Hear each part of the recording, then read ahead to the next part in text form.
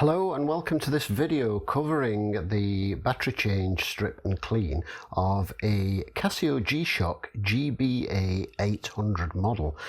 This watch and a couple of others belong to a friend's brother and have been sitting in his pile of watches, mostly sort of solar and digital and what have you. Tends to prefer these, and these have been sitting there for a while and were regular wear watches prior to that.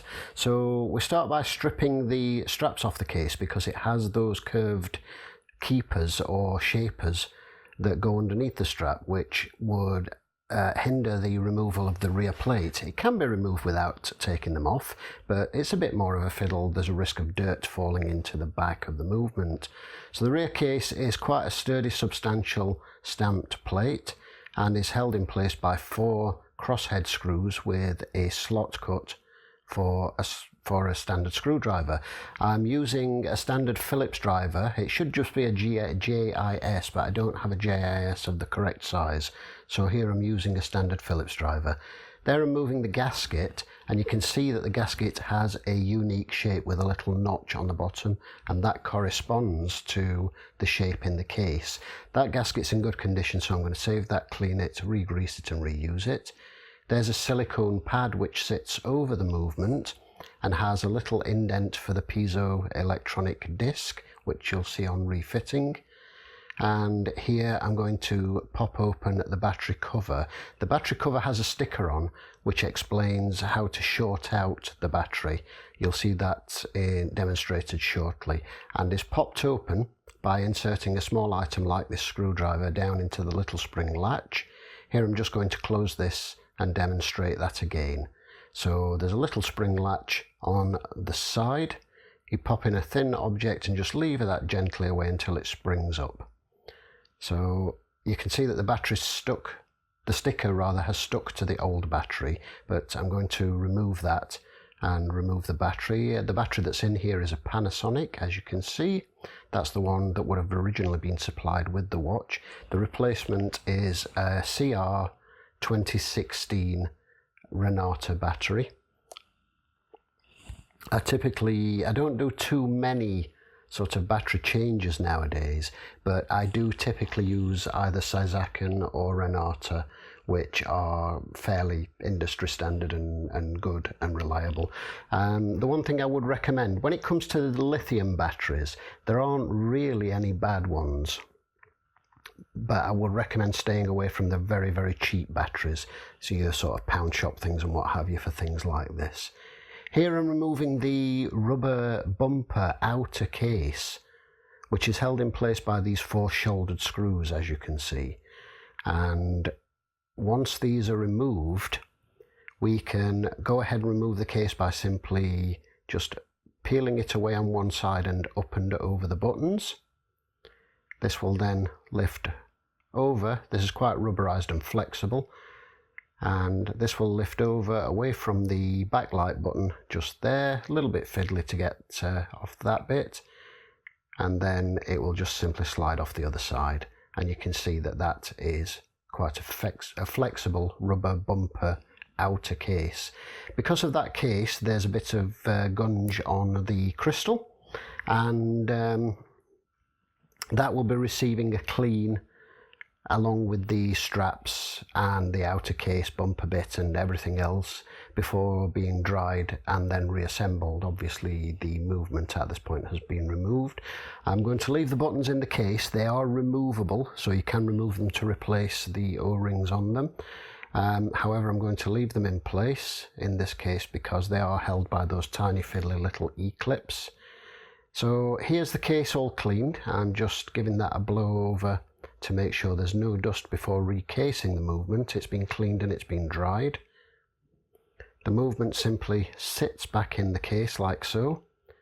We pop in the fresh battery using a pair of non-conductive tipped tweezers. Always a good idea with a fresh battery when you're touching both the positive and negative connections.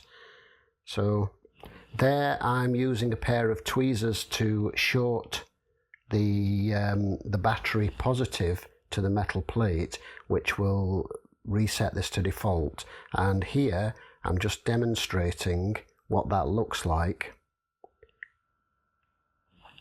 when you do that. The next thing to be replaced is the silicone cover. You can see the slightly thinner portion, which is the indent where the piezoelectronic disc sits. And then here I'm using a bit of silicone grease on the cleaned gasket and using a pair of tweezers that I keep specifically for this job, for handling gaskets. And I don't use curved tip tweezers much for anything, so I save these specifically for this task so I know which ones they are and I don't get them mixed up, because silicone grease is not something you want to get anywhere in a watch other than on the gaskets. So there you can see I'm fitting the shaped portion to the bottom first, and then with a little bit of poking and prodding we can fit that in the channel. And then when we're refitting the case, you'll see that there's a tab on the lower part of the case. You can see the thickness of it there. It's a very, very sturdy case back. So we sit that back on with the tab at the bottom corresponding with the shaped bit of the gasket. And this is just a press fit and seals by press fitting onto the gasket, hence the reason the gasket doesn't need a great deal of silicone sealant on there. It just needs a very, very thin coating because it's not rotating as you screw the case back onto it, as you would typically with screw down case backs. And here I'm reinserting the screws in a cross hatch pattern, and then once they're all in I will go around and tighten them all up in a again in a cross hatch pattern, just to make sure that they pull down and torque down evenly onto the case. And then once these are fully sealed up, this case is a complete sealed unit, at which point I can go ahead and do the pressure test on it.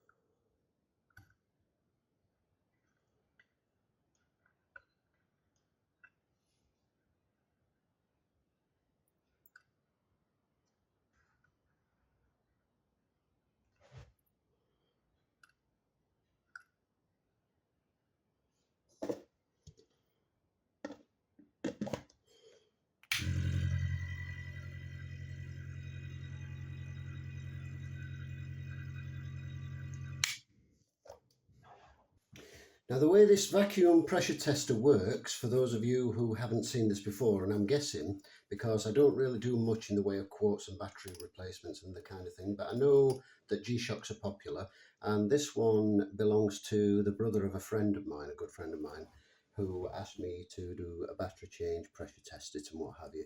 So the way this one works, rather than a wet immersive battery pressure tester, is this creates a vacuum inside the dome where the watch is. It draws all of the air out, which means the air inside the case will expand because the air pressure outside is less. So in a fully sealed case, the case will expand, even if it's only slightly, but it will expand. And this registers on this micrometric dial. It's basically a dial gauge which is fitted into this thing, and this will swing up, it will deflect to the plus side if the case is sealed and the air pressure inside the case is higher than the air pressure outside the case. Now that has to stay there over a period. I typically leave them in for about 10 minutes, and that has to stay there without fluctuating, without actually dropping over that period. If it drops, then there is a slight leak somewhere. It could be very, very slight, so much so that if you immerse the watch for a short period of time, it would be fine, but still a slight leak. If that needle doesn't deflect at all, or if it deflects into the negative, then there is an air leak, a severe air leak, and the air inside the case is equal or lesser than the air pressure outside of the case, regarding the vacuum where the air has been drawn out.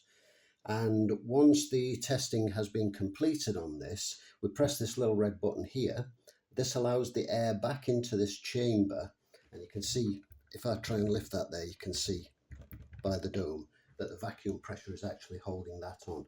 And when we press this little red button, which I'll do when I come back in a moment. That will let the air back into the chamber and that needle will deflect back to the 0 point. So we're back a few moments later, had a quick cuppa, and everything's looking good. The needle has not moved in the slightest, so we're looking good and watertight. And I've got to say, Casio really do know how to make a good watertight case. Good on them. So press the red button, you can hear the air going back in there and the gauge drops back to the 0. At that point we can lift off the dome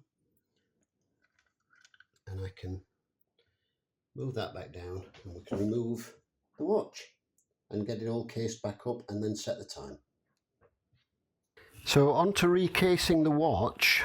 First thing to do is you'll note that this button down here is kind of on an eccentric. It has an offset pusher, so that needs to be set so that it's in its uppermost position, and that's how it sits in the rubber bumper case. We refit the case, exact reverse of the removal procedure. We hook it over 2 of the pushers, push it down over the backlight button and then clip it down over the other 2 pushers, and then the 4 screws are fitted back in to hold it in place.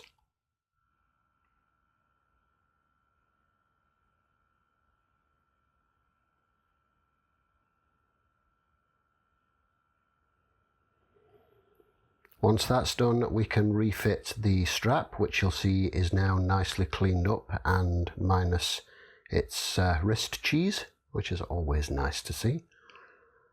Cleaned up, that is, not the actual wrist cheese. Never nice to see wrist cheese of anybody's, no, never. And it's a little bit of a fiddle getting these back in because you have to get one side of the spring bar in, push the other one in from the side, and then go in through the little gap on the top of the wrist shaper, which will then allow you to get onto the shoulder of the spring bar and toggle it into place, and there you go. It's a little bit of a fiddle, but it's not really too complicated. Exact same procedure with the other one, and we're all done. That's all back together. All we've got to do now is set the time, and that's ready to go back to its owner.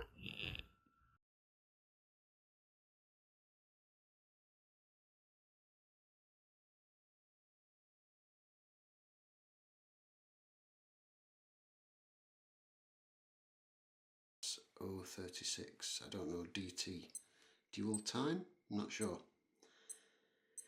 They're just too confusing, these fancy dancy digital thingamabobs.